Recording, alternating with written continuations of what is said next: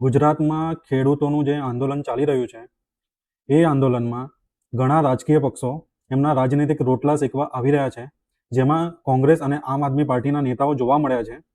તો આ લોકો એમની જ્યારે સરકાર હતી ત્યારે ખેડૂતોને વળતર નામનું કશું નતા આપતા, જ્યાં ત્યાં થાંભલા નાખી દેતા હતા.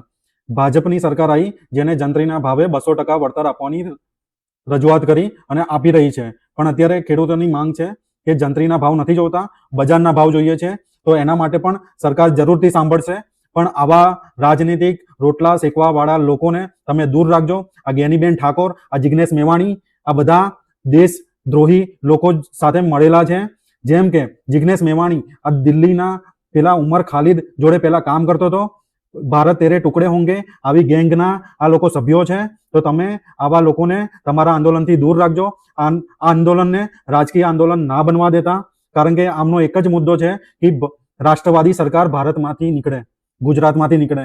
આ લોકો ઘણા બધા પ્રયત્નો કરી રહ્યા છે, તો આમના પ્રયત્નોને સફળ ના થવા દેતા. દરેક ખેડૂત મિત્રોને, દરેક ગુજરાતની જનતાને મારી અપીલ છે કે આવા લોકોને તમારા આંદોલનમાં જગ્યા ના આપતા.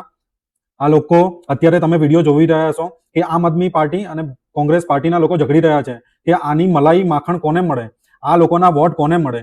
આ લોકો રાજકીય લાભ લેવા માટે ખેડૂતોને ઉશ્કેરી રહ્યા છે. મારો ખેડૂત આવા લોકોને એમના આંદોલનથી દૂર રાખશે. જય હિન્દ, ભારત માતા કી જય, જય જવાન, જય કિસાન. આ મારો વિડીયો બધા લોકોને શેર કરો, દરેક ગામે ગામે શેર કરો, દરેક ખેડૂત મિત્રો સુધી પહોંચાડો.